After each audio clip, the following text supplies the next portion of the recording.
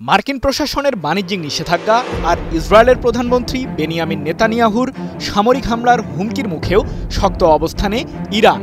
পশ্চিমাদের প্রতি নির্ভরতা কমিয়ে সামরিক শক্তিতে এখন মধ্যপ্রাচ্যে নেতৃত্ব দিচ্ছে ইরান। আঞ্চলিক সশস্ত্র গোষ্ঠীগুলোকে নিয়ে ইসরায়েলের আগ্রাসন মোকাবিলায় কঠোর অবস্থানে তেহরান। পাশে দাঁড়িয়েছে চীন ও রাশিয়ার মতো বিশ্বের দুই বৃহৎ পরাশক্তি, যার ফলে ইরানে হামলা চালাতে বারবার ভাবছেন নেতানিয়াহু।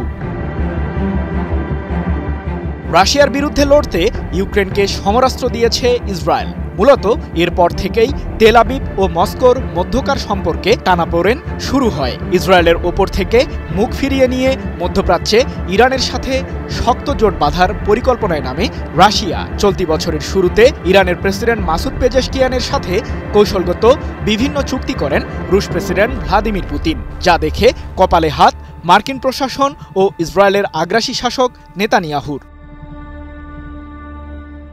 যুক্তরাষ্ট্রের ৪৭তম প্রেসিডেন্ট হিসেবে ডোনাল্ড ট্রাম্প দায়িত্ব গ্রহণ করলে ইরানকে ঘিরে কয়েক দফায় নিষেধাজ্ঞা জারি করেন। এছাড়াও আন্তর্জাতিক ফাইন্যান্সিয়াল অ্যাকশন টাস্ক ফোর্স ইরানকে সম্প্রতি কালো তালিকাভুক্ত করেছে, যার ফলে আন্তর্জাতিক ব্যাংকিং সিস্টেমে প্রবেশে বাধার মুখে পড়ে তেহরান। তবে সবকিছুকেই পাশ কাটিয়ে চীন ও রাশিয়ার সাথে ইরান গড়েছে বন্ধুত্ব। মার্কিন ডলারকে বৃদ্ধাঙ্গুলি দেখিয়ে চীনা মুদ্রা ইউয়ানের মাধ্যমে বাণিজ্যিক কার্যক্রম বজায় রেখেছে আয়াতুল্লাহ আলী খামেনির দেশটি। মোনালিসা হেভি ফ্লো 15 পিস প্যাকেটের সাথে 8 পিসের একটি প্যাকেট একদম ফ্রি। সামরিক খাতেও সহযোগিতা বৃদ্ধি করেছে মস্কো, তেহরান ও বেইজিং।